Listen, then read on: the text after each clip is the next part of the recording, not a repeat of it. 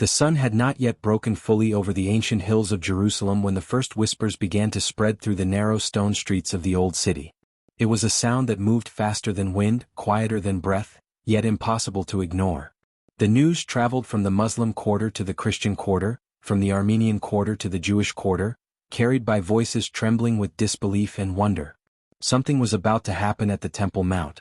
Something that no living soul had ever witnessed. The dawn air was cool, carrying with it the scent of olive trees and distant jasmine, mingling with the aroma of fresh bread baking in stone ovens that had stood for centuries. The sky painted itself in shades of amber and rose, casting the golden dome of the rock in a light so luminous it seemed to pulse with its own heartbeat. In the alleys below, shopkeepers who had been arranging their wares, merchants who had been unlocking their stalls, mothers who had been preparing breakfast for their children, all paused. Their hands stilled. Their conversations died mid-sentence. Yusuf had been in the spice market since before sunrise, arranging pyramids of saffron and cumin, cardamom and sumac. His father had worked this same stall, and his grandfather before him. 3 generations of hands had measured out these fragrant treasures for pilgrims and locals alike. But when he heard the news from his neighbor Mahmoud, whose stall sold silver jewelry and prayer beads, Yusuf's hands began to shake. The small brass scoop he had been holding clattered to the stone floor, scattering threads of saffron like golden dust across the ancient cobblestones. In the Christian quarter, Sister Maria had been sweeping the courtyard of her small chapel, the morning light filtering through the leaves of an ancient fig tree that had witnessed more history than any book could contain. She was a woman who had devoted 40 years to quiet service, to prayer whispered in the pre-dawn darkness, to caring for the poor who came to her door. When young David, the baker's son, came running with the news, out of breath and wide-eyed, she let her broom fall. Her weathered hands rose to her heart and tears, unbidden and inexplicable, filled her eyes. In the Jewish quarter, Rabbi Feldman had been preparing for morning prayers, wrapping his talith around his shoulders with the same careful reverence he had practiced for 60 years. His study was lined with books, their spines cracked from constant use, their pages yellowed with age and wisdom. When his assistant rushed in, forgetting to knock, forgetting all protocol, the rabbi looked up. The young man's face was pale, his voice breaking as he spoke. The rabbi's fingers stopped mid-motion, the prayer shawl hanging loose. He had studied the text his entire life. He had memorized passages that spoke of days like this. But he had never truly believed he would see one. Across the city, in apartments and homes, in hotels where pilgrims from every corner of the world had come seeking connection to the sacred, people were rising from their beds, stepping out onto balconies, moving toward windows. The light was different this morning. Everyone felt it. It was as if the air itself had been charged with anticipation, as if the very stones of Jerusalem were humming with an ancient frequency that human ears could barely detect but human hearts understood perfectly. By the time the sun had fully risen, transforming the limestone walls of the old city into sheets of molten gold, thousands were already making their way through the narrow streets toward the Temple Mount. They came from every direction, their footsteps creating a rhythm that echoed off walls that had stood for millennia. There were Jews and Muslims and Christians, atheists and seekers, the devout and the doubting, all moving as if pulled by an invisible thread toward the same destination. The Israeli police had set up barriers at the entrance gates, but even they seemed uncertain, their usual stern efficiency replaced by something softer, more human. Officer Chin, who had patrolled these streets for 15 years, who had seen conflict and celebration, violence and peace, found herself unable to maintain her professional distance. When an elderly Palestinian woman approached the barrier, leaning heavily on a cane, Chin helped her through without thinking, her hand gentle on the woman's elbow. The woman looked up at her with eyes that held a lifetime of memory and said in Arabic, a language Chin had learned during her years of service, "Today is not a day for barriers." The Temple Mount Plaza, that vast expanse of ancient stone that had witnessed the footsteps of prophets and kings, conquerors and pilgrims, was filling with people. They did not rush. They moved with a strange, collective reverence, as if each step required acknowledgement of the sacred ground beneath their feet. The dome of the rock rose before them, its golden dome catching the morning light and reflecting it back in waves of brilliance that seemed almost liquid. Ahmed, who had sold prayer rugs from a small shop near the Western Wall for 30 years, found himself standing next to Sarah, an American tourist who had arrived in Jerusalem just 2 days before, seeking something she could not name. They did not speak the same language, but when their eyes met, there was understanding. Both had tears streaming down their faces. Both understood that language was insufficient for what was happening. The air was filled with sound, The rustling of thousands of bodies moving slowly forward, the whisper of fabric against stone, the soft weeping that had begun to spread through the crowd like a wave. But beneath it all was a silence, a deep and profound quiet that seemed to rise from the earth itself. It was the silence of held breath, of hearts pausing between beats, of souls waiting. Merchants who had never closed their shops during business hours stood motionless behind their counters, their goods forgotten.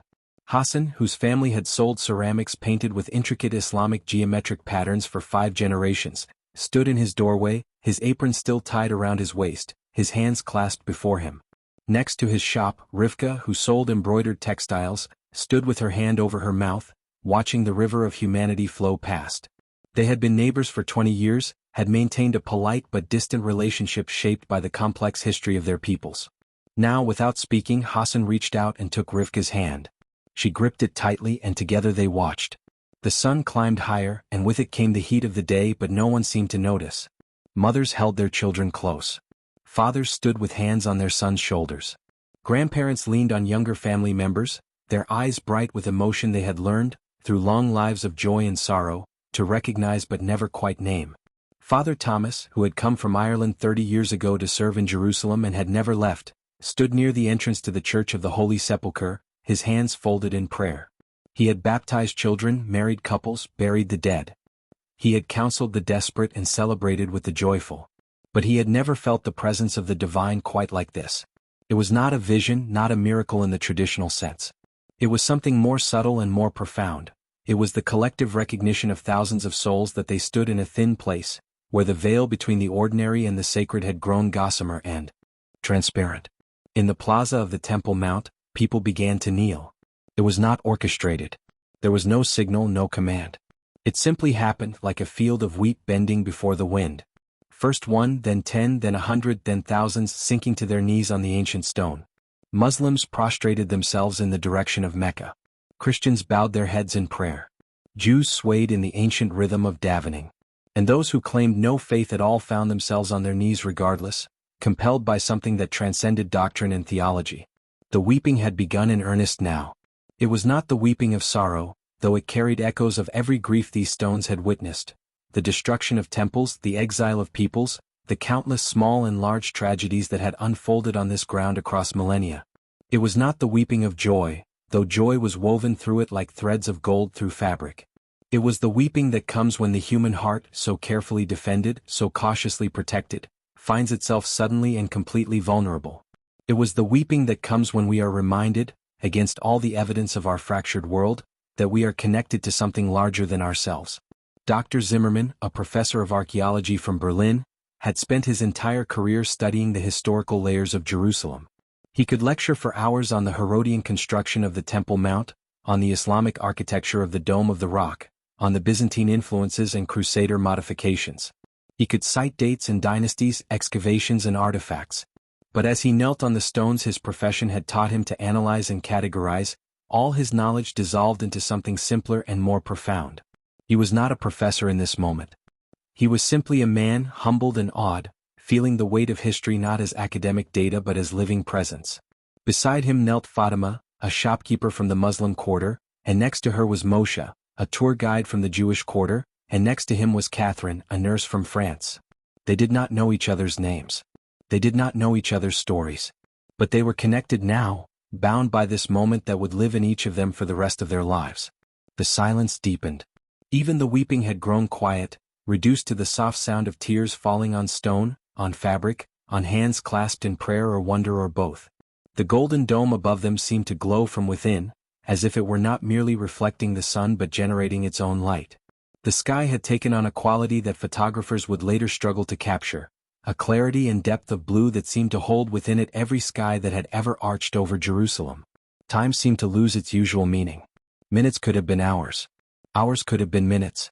People later would struggle to say how long they knelt there, how long they remained in that state of collective elevation. Some would say it was 20 minutes. Others would insist it was over an hour. The truth was that clock time had ceased to matter. They had stepped into a different kind of time, the time of the sacred, where moments expand and contract according to laws that have nothing to do with the mechanical clicking of watches. Young Miriam, only 7 years old, held her grandmother's hand and whispered, "Safta, why is everyone crying?" Her grandmother, whose eyes had seen the founding of Israel, who had survived wars and celebrated peace treaties, who had buried a husband and raised 3 children in this ancient city, looked down at her granddaughter and struggled to find words. Finally she said in Hebrew, "Because sometimes, Mamali, we cry when we remember who we really are." In the crowd, there were theologians who had spent lifetimes parsing the fine points of doctrine, and there were children who knew only that something important was happening. There were the rich and the poor, the educated and the illiterate, the powerful and the powerless. And for this brief span of time that seemed to exist outside of time, none of those distinctions mattered. They were simply human beings, standing on sacred ground, reminded of their shared humanity, their shared yearning for connection, for meaning, for transcendence. The call to prayer rose from a nearby minaret, the ancient Arabic words flowing over the assembly like water. Muslims among the crowd touched their foreheads to the ground. But they were not alone. Non-Muslims, moved by the beauty of the call, bowed their heads in respect.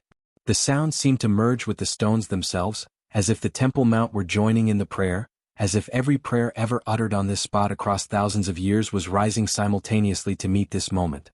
Rabbi Feldman, still kneeling, his prayer shawl now draped around his shoulders, began to recite the Shema in a voice that shook with emotion. "Hear, O Israel, the Lord our God, the Lord is one."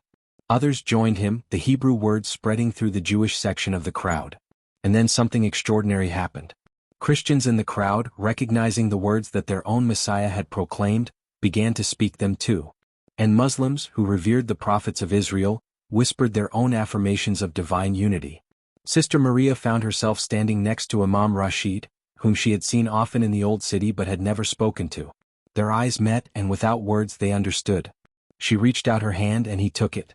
Around them, others were doing the same, strangers reaching for strangers, hands finding hands, creating chains of connection that wound through the crowd like living prayer. The merchants had completely abandoned their stalls now. Money lay uncounted on counters. Goods sat unprotected on shelves. But no one thought of theft or profit. Hassan had joined the crowd in the plaza, Rivka beside him, still holding hands. They knelt together, this Muslim man and this Jewish woman, their hearts beating to the same rhythm of wonder and reverence. Officer Chin had left her post at the barrier and now stood at the edge of the crowd, her uniform marking her as authority, but her tears marking her as simply human. She thought of her own grandmother in China who had practiced Buddhism in secret during the Cultural Revolution, who had taught her that the sacred could not be destroyed by politics or violence, that it lived in the human heart and could not be eradicated. "Nai," she whispered to the memory of that beloved woman, "I wish you could see this." The sun continued its arc across the sky, and gradually, imperceptibly at first, people began to rise. It was not an ending but a transformation. They stood slowly helping each other to their feet, old knees creaking, young bodies fluid and graceful. But they were changed. Everyone could feel it. It was in the way they looked at each other, in the gentleness of their movements, in the quiet reverence that had settled over them like a mantle. As people began to move away from the Temple Mount, walking back through the narrow streets of the old city toward their homes and hotels, their shops and churches and mosques, they carried something with them. It was not something that could be photographed or recorded. It was not something that could be proven or measured. But it was as real as the stones beneath their feet, as real as the tears that had fallen, as real as the hands that had reached out and found other hands to hold. In the days that followed, people would struggle to explain what had happened. Journalists would write articles trying to capture it. Theologians would debate its significance. Skeptics would search for rational explanations. Mass hysteria, perhaps, or the power of suggestion amplified by the charged atmosphere of Jerusalem. But those who had been there knew that explanations were inadequate. They had experienced something that transcended explanation, that existed in the realm of the numinous, the sacred, the mysterium tremendum that humans have sought and feared since the first human being looked up at the stars and wondered. Yusuf returned to his spice stall but found he could not immediately resume his work. He sat on a small wooden stool, his hands resting on his knees, and watched the people passing by. They moved differently now. There was less hurry, more care. He saw a Jewish woman stop to help a Muslim woman whose shopping bag had split, spilling vegetables onto the cobblestones. He saw a Christian priest and a Muslim shopkeeper standing together, talking quietly, their faces still showing traces of tears. Sister Maria went back to her chapel, but when she picked up her broom to continue the sweeping she had abandoned, she found she could not. She sat instead in a pew and let the silence wash over her. The fig tree outside rustled in the breeze, and she thought of the passage in Luke's Gospel where Jesus cursed a fig tree for not bearing fruit. But then she thought of the fig tree in the Song of Solomon, symbolizing abundance and blessing. Life and death, judgment and mercy, always intertwined in the sacred texts, always more complex than simple interpretation could contain. Rabbi Feldman returned to his study and sat before his books. He had spent decades studying the prophecies, the texts that spoke of days when nations would gather in Jerusalem, when weapons would be beaten into plowshares, when the lion would lie down with the lamb.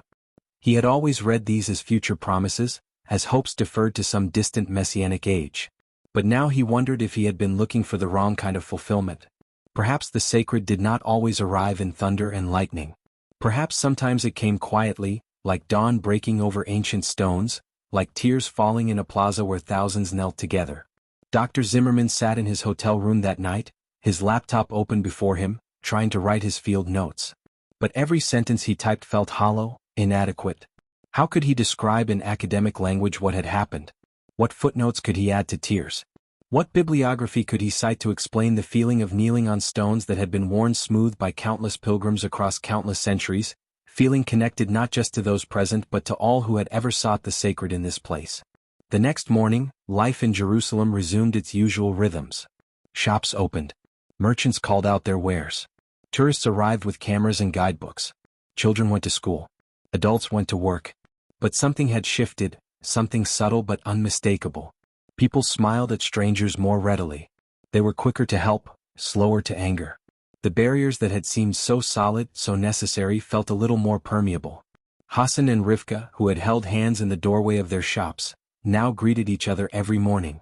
Their conversations were still simple. Comments about the weather, inquiries about family, but there was a warmth there that had not existed before. They had knelt together. They had wept together. That created a bond that politics and history could not fully break. Officer Chin requested a transfer to a different post, not because she wanted to leave the old city but because she felt called to work more directly with community outreach, building bridges between the different populations she served. When her supervisor asked why, she struggled to explain. Finally she said, "I saw something. I felt something. And I can't go back to pretending that our divisions are inevitable." In churches and mosques and synagogues across Jerusalem, religious leaders spoke in their sermons and khutbahs about what had happened. Some saw it as a sign, a confirmation of their particular faith. Others saw it as a challenge, a call to transcend the boundaries that humans had erected in the name of the sacred. Still others simply acknowledged the mystery, the reality that sometimes the divine breaks through in ways that confound our categories and expectations. Miriam, the 7-year-old who had asked her grandmother why everyone was crying, drew a picture at school. It showed the dome of the rock in bright gold crayon, and around it stick figures of people on their knees. When her teacher asked her to explain the picture, she said, "This is when everyone remembered that we're all the same." The teacher, who had also been at the Temple Mount that day, kept the drawing. Years later she would still have it, a child's rendering of something that adults could not fully capture with all their sophisticated words and concepts. The story spread beyond Jerusalem, beyond Israel and Palestine, carried by pilgrims returning to their homes across the world. Some told it with awe, describing a miraculous moment when the sacred became tangible. Others told it more cautiously, acknowledging the power of the experience while resisting supernatural explanation. But everyone who had been there agreed on the essential truth: something had happened. Something real and profound and transformative. In the years that followed, people would make pilgrimages to Jerusalem specifically hoping to experience something similar. They would come to the Temple Mount and kneel and pray and weep. Sometimes they would feel touched by the sacred. Sometimes they would feel only the hardness of ancient stone beneath their knees and the sun hot on their backs. But they kept coming, drawn by the story of a day when thousands gathered and the usual barriers fell away, when merchants paused their trade and people of every faith and no faith knelt together. Because that is what the story offered, not a promise that the world would suddenly become simple or that all conflicts would dissolve, but a reminder that transcendence is possible, that connection is real, that beneath all the divisions we create and maintain, there is a common humanity, a shared longing for meaning and belonging that no amount of history or politics can fully extinguish. The Temple Mount itself remained unchanged. The dome of the rock still gleamed gold in the morning light. The ancient stones still bore the weight of millennia. Pilgrims still came, believers and seekers, the devout and the curious. But those who had been there on that particular tomorrow, who had watched merchants pause, who had been among the thousands who knelt weeping, carried the memory like a treasure. It was a memory that sustained them through difficult days, that reminded them in moments of despair that beauty and connection and transcendence are not just distant dreams but living possibilities that can break through when we least expect them. And sometimes, in the quiet moments before dawn, when the old city was still mostly sleeping and only a few were stirring, those who had been there would find themselves walking back to the Temple Mount. They would stand at the edge of the plaza and remember. And in remembering they would feel it again, that sense of connection, that brush with something larger than themselves, that moment when the ordinary became extraordinary and the sacred became palpable. This is the power of Jerusalem, this ancient city that has been destroyed and rebuilt, conquered and liberated, mourned and celebrated across thousands of years. It holds within its stones the memory of every prayer, every tear, every moment when humans have reached toward the divine and felt, however briefly, that the divine reached back.